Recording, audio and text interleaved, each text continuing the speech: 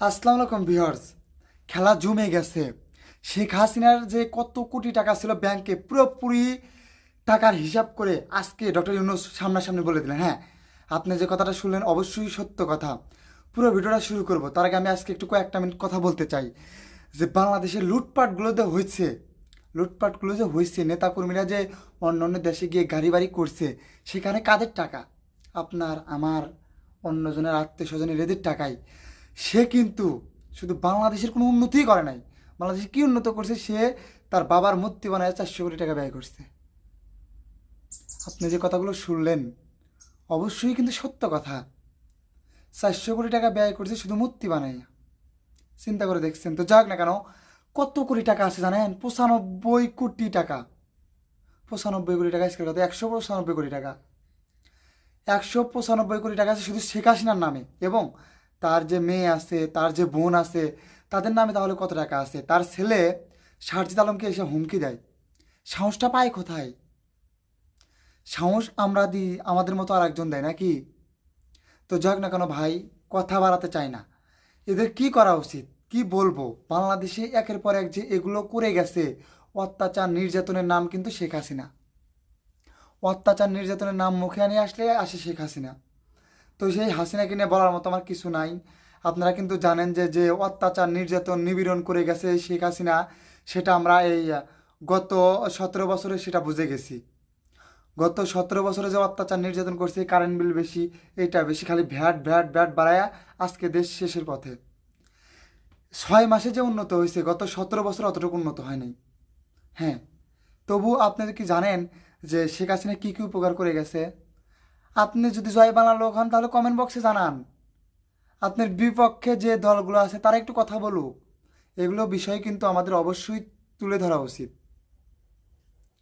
কারণ আপনারা জানেন যে 17 আগস্টে একটা বক্তব্য দিয়েছিল ফেব্রুয়ারির ইউনূস, যে আমরা নির্বাচন দেব।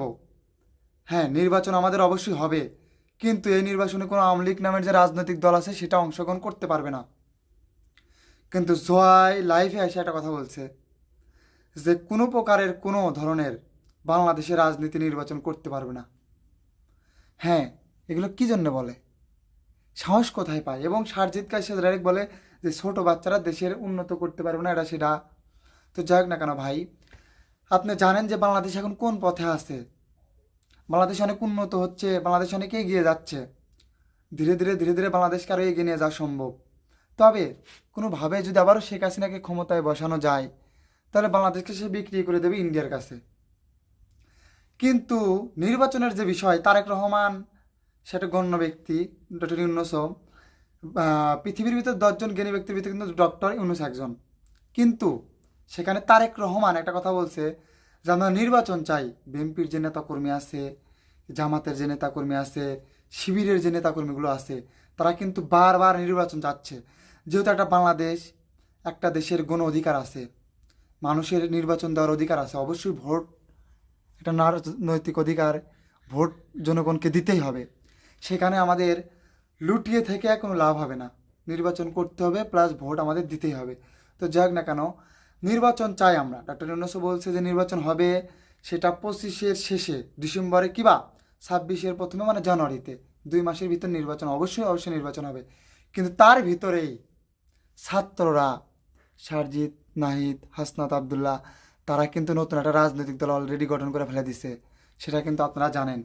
কিন্তু এই রাজনৈতিক দল কতদিন টিকবে কি না টিকবে সেটাও আজকের একটু কমেন্ট বক্সে আপনারা টাচ দিন, নাকি এগুলো বিষয় আপনার আমারই জানা উচিত। বাংলাদেশের নাগরিক, কমেন্ট বক্সে আজকে ঝড় তুলে দিবেন যে আসল ঘটনাটা কী, কীভাবে কী হতে যাচ্ছে। তো আরেকটা কথা বলতে চাই আমি, যে ছাত্র রাজনৈতিক দল, সেখানে কিন্তু অনেকজন অনেকভাবে বলতেছে যে দেখেন আমরা কিন্তু শেখ হাসিনার যে আন্দোলনটা করছি, শেখ হাসিনা 5ই আগস্টে পালিয়ে গেছে, সেই আন্দোলন কিন্তু আমরা রাজনৈতিক আন্দোলন করার জন্য করিনি, যে আমাদের নতুন রাজনৈতিক দল গঠন করবো সেই জন্য করিনি।